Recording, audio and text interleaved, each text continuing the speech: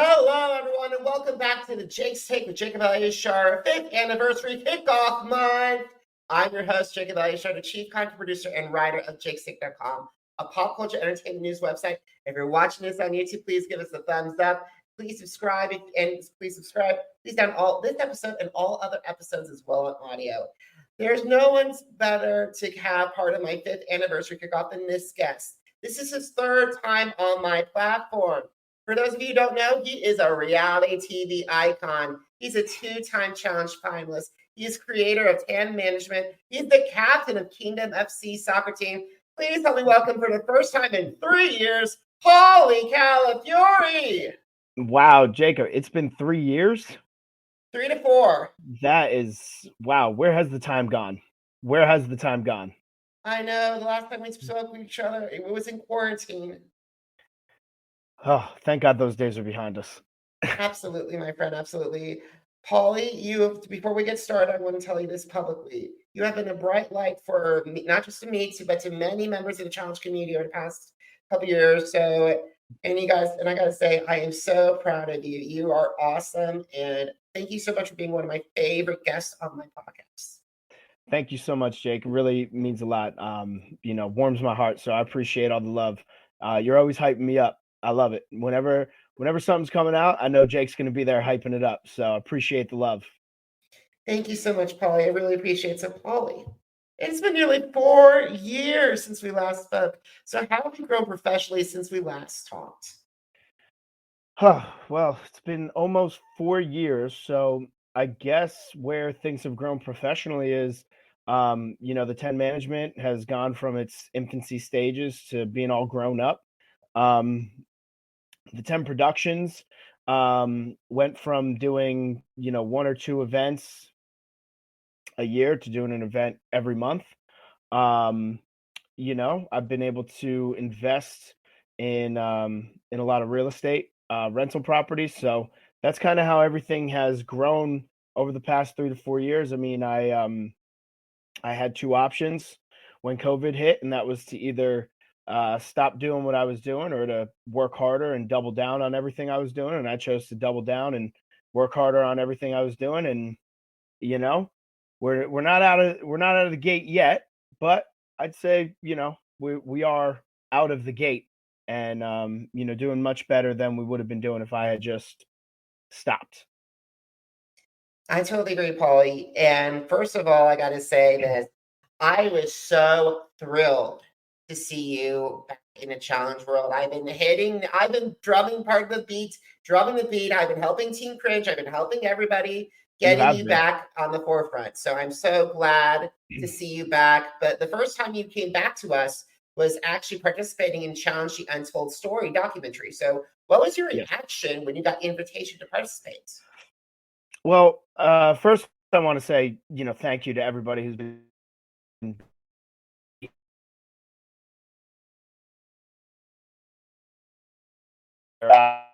in the challenge community saying, bring them back. We're still there? Yeah. Still good? Yeah. Okay.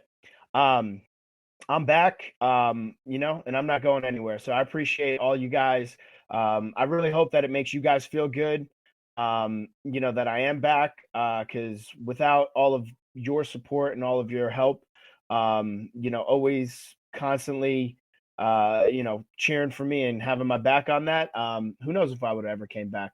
When I got the call for Untold History, I was a little taken back. I was a little shocked.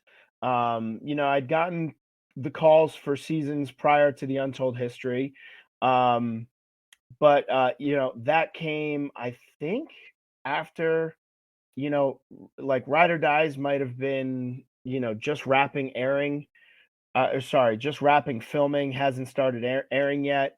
I was definitely feeling a certain type of way that, I wasn't on Ride or Dies, compared to some of the people who were on Ride or Dies.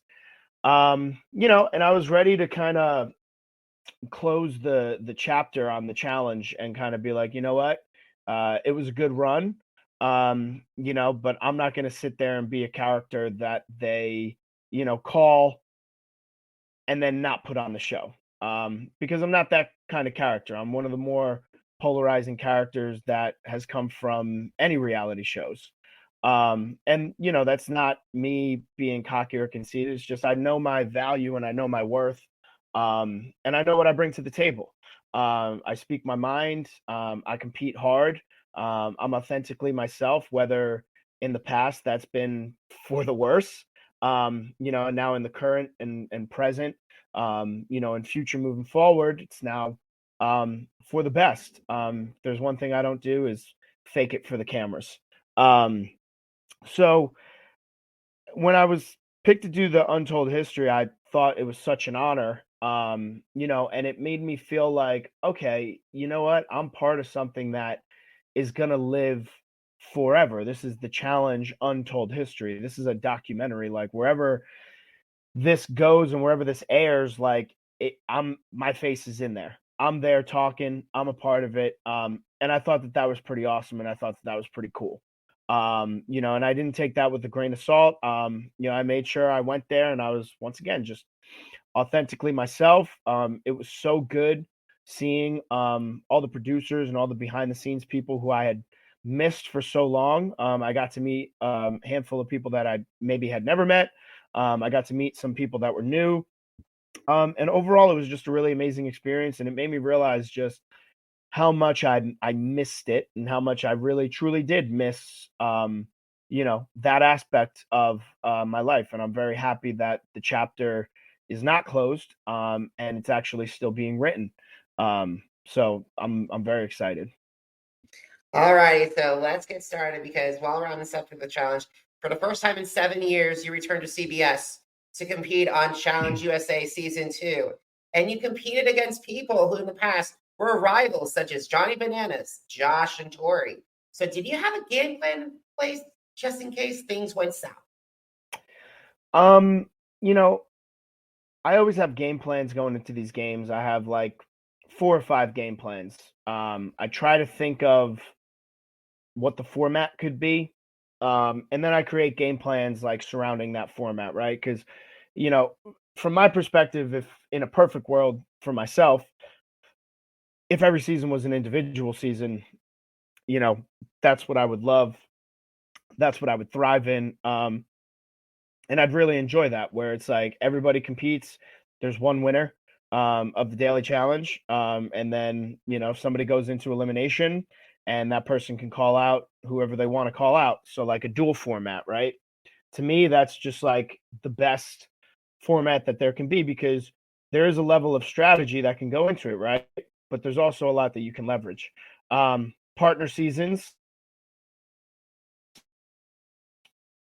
depending on your partner, like you could see some success, you could see no success, and you have to plan for both. You have to plan for if you're winning everything, and you also have to plan for if you're losing everything. Team season, same dynamic, whether it's only 2 teams or whether it's 3 teams like you saw in USA 2. There's a different dynamic. There's a dynamic where if your team is dominant and winning all the time, and then there's a dynamic if your team is losing all the time. And then you have to factor in the twists. So to me, like when I showed up and I saw that there was a hopper as a twist, I was like, all right, well, there's really no strategy here other than to, try and be liked by everybody and not be a big target. But coming into the season, everybody already looked at me as a big target. So like that was never going to work for me. So I came to grips very early on in the season that whatever happens with the hopper, just always be ready to go into an elimination. It's unfortunate my team was winning nothing. And that's just how the chips fall sometimes. I gotta say, I loved Red Team on paper. It was on paper. fabulous. On paper, it was amazing.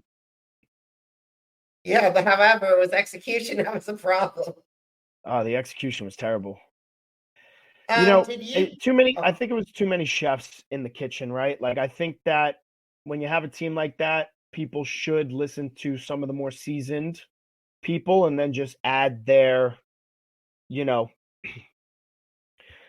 like build off of that, right? And I feel like a lot of people weren't listening to Johnny or myself when we would come up with the game plans for the dailies, right? And I think that is partially a lot of people want to prove themselves, right? You got strong rookies, like Chanel. You've got rookies like Dusty who just, clearly wanted to please bananas. And then you got Josh who never really, he never really saw success on the show, but he came in very in shape. So he was looking to kind of show that he can hang. You got Michelle, who's a Survivor champion. She did a couple seasons of the challenge, didn't really see success at all. But once again, when you have two veteran people who have won a lot of dailies, like myself and Johnny, and then you have a bunch of people that kind of want to show that they're not slackers, and by all means, they weren't slackers. Tiffany was also on the team. But Tiffany's more of a strategist. She's more of a social gamer. Not really built for the dailies or the elimination so much, and that's totally fine. That's just a different style of player, right? She's brilliant in her regards of her social game and her strategy. But there's a lot of factors that go into teams winning, and that's why there's only one Super Bowl champion, one World Series champion, one World Cup champion, because it has to be the perfect formula of so many things, and we didn't figure out the formula, and the blue team clearly did. They did. And speaking of blue and all those veterans, what was your reaction? I would love to hear like when you saw them drive on jet skis, because in that group, I know that you had your differences with Bananas. I know you have your differences with Tori, but like Wes was a very strong ally of yours. Mhm. Amanda and you have had back and forth. Joanna, this was a fresh, clean slate for her. And Corey, you guys haven't worked together since Final Record.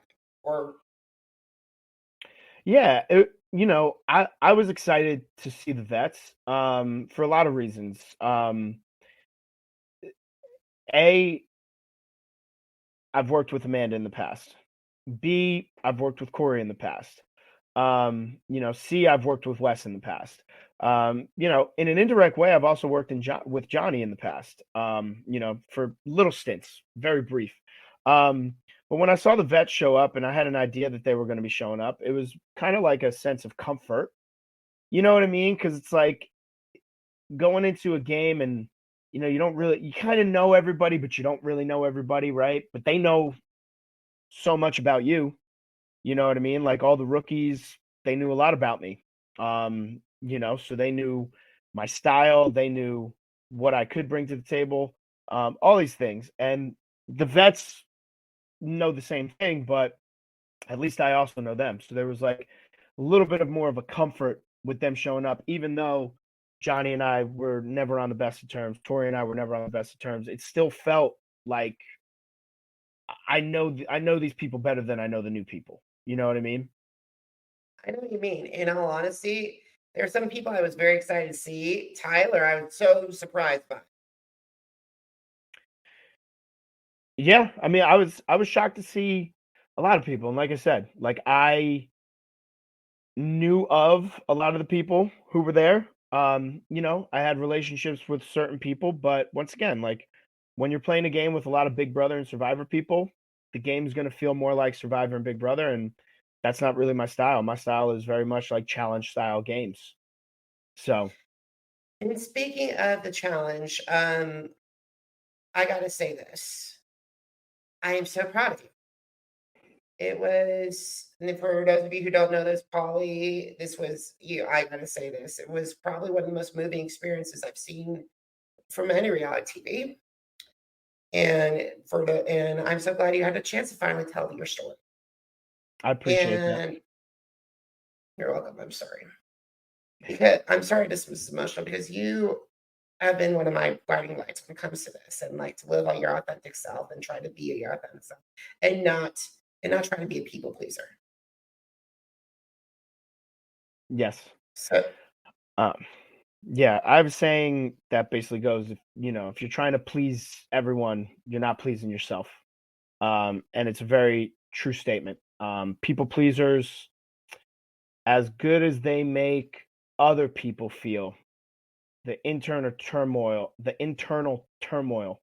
that comes from being a people pleaser, really takes a toll on you mentally.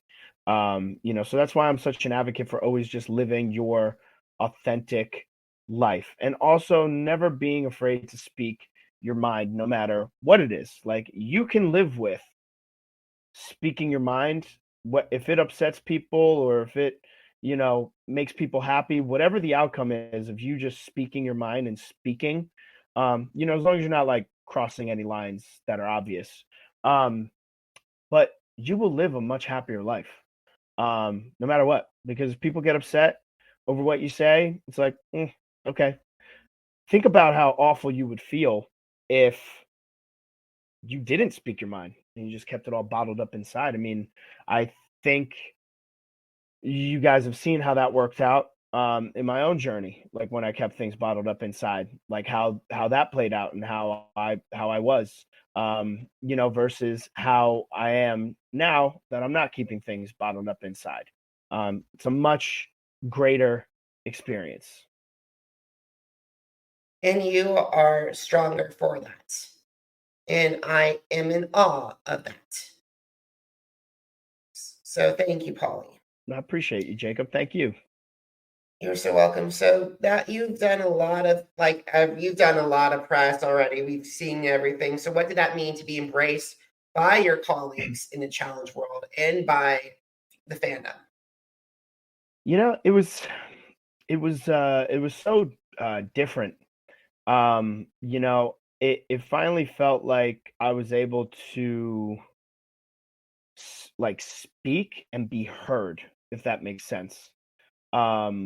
It finally felt like a weight lifted off of my shoulders. It felt like I wasn't being judged. And it felt good to just be able to say whatever you want to say, live in your truth, and not really care what people's interpretations are of it, because you're finally living in your truth. Like, I think in the past, I used to get so saddened and so hurt internally because I would be trying to speak my truth, or at least my version of the truth, without giving the whole truth.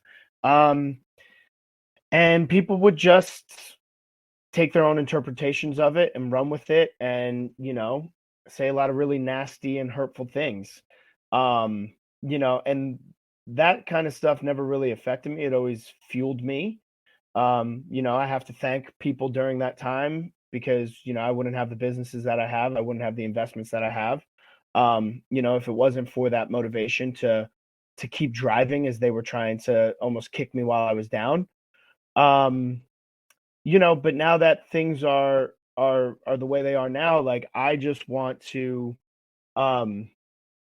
show people that just because you go from being zero to hero, so to speak, in the sense of like how everybody went from like, I would have people who loved me, but from a larger standpoint, a lot of people hated me. But now it's like, from a larger standpoint, I have a lot of people that love me, and there's still going to be the people who hold on to the Paulie hate. But what I would like to do, and I would like to correct, just because I didn't like it when it was being done to me, is when people sit up on their high horse, they sometimes punch down on people, and they sometimes kick down on people, and they feel as though they're on some more moral superiority, and it's just the public's perception. It's not true to what their character actually is. And I always say that you can tell somebody's character the second that they get to the top. So what I would like to show is, as I continue to, climb to the top, not just on this journey, but, in the challenge world, hoping to become a champion and whatnot, is, there's going to be people who I probably don't agree with. There's probably people from my past who have said and done nasty things to me, but I'm never going to punch down on them. I'm never going to kick down on them. I always have the right to defend myself if somebody's coming after me and coming at me. But now I get to pick and choose what I respond to. And, I just want to show people that if you really are of good character, and you are truly all right with yourself, like, you don't need to do any of those things. So, That's kind of where it's at. And I'll be supporting you no matter what. I appreciate you, Jacob. Alrighty, so last challenge USA question. So you finally faced bananas in the fire and ice elimination challenge, and while you lost, and by the way, when I was watching it, my heart jumped. My heart jumped a peg when it came down on you. But you finally gained this respect from not only bananas himself, but some of your castmates. So what was that experience? Can you? Sorry. What did that mean to you to have them actually reach out and shake your hand? I mean, I think that the episode perfectly captured it. It was a combination of emotions, right? Like excitement, sadness from losing, relief from being accepted, happiness for what's to come. And I always say that if you can bury hatchets, life's too short to hold on to that for too long. And I think on both sides, mine and Johnny's side, it started deteriorating us, you know, and that's just it. I'm glad that we finally buried the hatchet. You guys finally buried a hatchet too. So let's move on from the challenge world and let's talk about 10 management and 10 productions. So for those of my audience who haven't heard about this, can you describe it to them, please? Yeah, I mean, basically, we run a full service talent and productions company. So we represent various influencers from different walks of life, teach them how to monetize their social media platforms and their monetization platforms. And then on the event side of things, we do all types of events from boxing events to concerts to festivals to photo shoots. And then the behind the scenes, we have a great team that can work on podcast production, YouTube channel production, all that stuff. So if you need your social media managed, we're we're that team that does it. And you guys have done a lot of events. I'm just really hoping to, like, one of these days to make it to Montana or sometime in Kansas City. If you guys have any events here, Yeah. like, because that boxing ring has grown leaps and bounds. Yeah. No, it's been really great. We're very thankful. I mean, we've been able to sell out the event every time we've done it. So it's amazing. I gotta say, so what is the specific criteria that you and your team have in order to pick out the influencers? Obviously we look at things from a engagement standpoint. But mainly what it comes down to is after we interview them for the first time, you have to have certain qualities that really align with us. The top one being work ethic, the second one being accountability, and the third one being discipline. So everybody could talk the talk, everybody could walk the walk, everybody, can sell you the dream. But we like to pride ourselves on identifying pretty early on, like, hey, we don't think you're cut out to work with us. Either you know, there's always an excuse as to why you can't get your work done. You take no accountability for yourself because it's everybody else's fault around you as to why you can't get your work done. And you have no discipline to get your work done. So we're not an agency for everybody. We're here for like the elite type of people who want to work hard, who are on top of their stuff, who represent the qualities that we feel as though make them a perfect 10. Awesome. And speaking of 10 productions, I just love the assistant film you did with Cara. Have you thought about more shorts? Have you thought about like a mini movie? Yeah. So I mean, that's the next phase, that I'm tackling with the company is to, break into the scripted movie and scripted show space. I feel as though I've put a really good team together, and you know, uh, could only go up from here. Absolutely. And I'm going to keep my fingers crossed for you. So let's move around to the soccer world. So last year, you and Cody reassembled, had a wonderful run as Kingdom FC, but now you're getting ready to reassemble for the second soccer tournament. So what are you looking for in athletes who want to compete on your team and want spots on your team?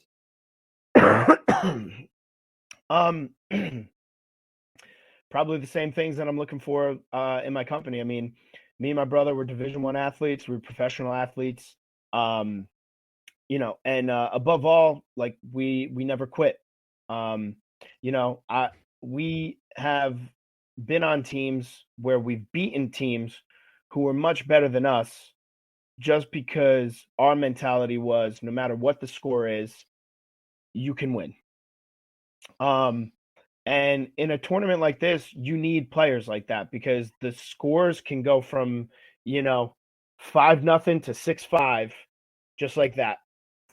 So you really need to have the mindset that you're never really out of the game. You got to be fit, right? You got to be able to play multiple games in a day, if required, all the minutes. You know, you need to be tough. You need to be technically sound. You need to have a good soccer IQ where you see the whole field. You don't just see the tunnel that you're in once you get the ball. You know, and you got to be a team player, right? Winning teams are built off of team players, not me players.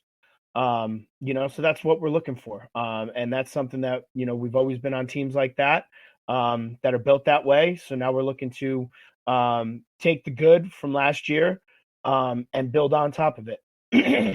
I'm going to be rooting for you guys this year, and I'll make sure that please give Cody my best, please. I will.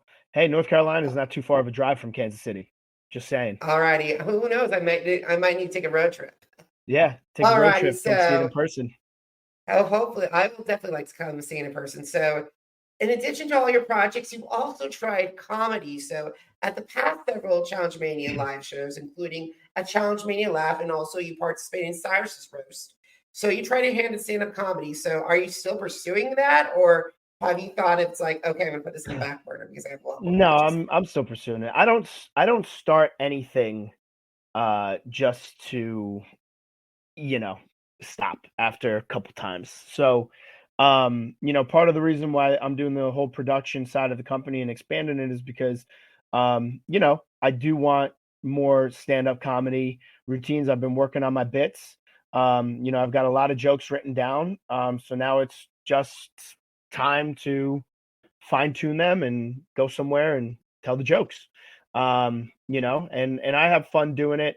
I love being up on stage. I love cracking jokes. I love, you know, I love working with the crowd and, you know, kind of having fun. You know, I feel like everybody should, you know, be able to laugh and everybody should be able to laugh at themselves. And, you know, I'd like to think that I do a good job of my comedy of like, you know, making jokes about myself and then tying it into jokes about, you know, that people can relate to. And, you know, I'm doing it in the sense because I think that I've got a lot to say. And, you know, I don't really want to say it in like a serious sense.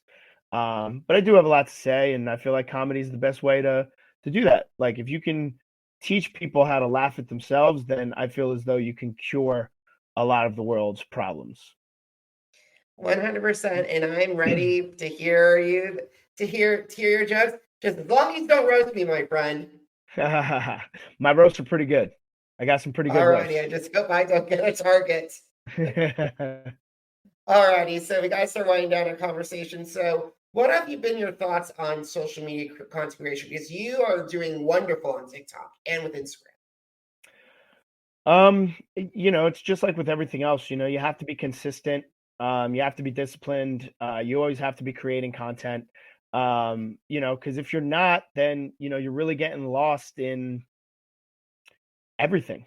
It's just like anything else. People who are good at content creation on social media, they put an effort towards being good at content creation on social media. And the people who don't, they're not. So it has to be a perfect combination of, once again, being your authentic self, speaking whatever you like. Don't overthink it and be like, oh, you know, should I post this? Should I not post this? Like, just post it. What's the worst that happens? Be creative. Think of things that are relatable to other humans. And I feel like that's the way forward. All right. So second and last question. Are you ready? Of course.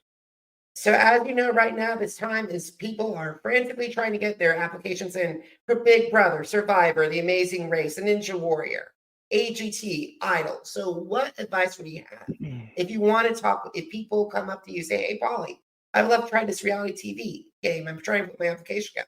What advice would you have?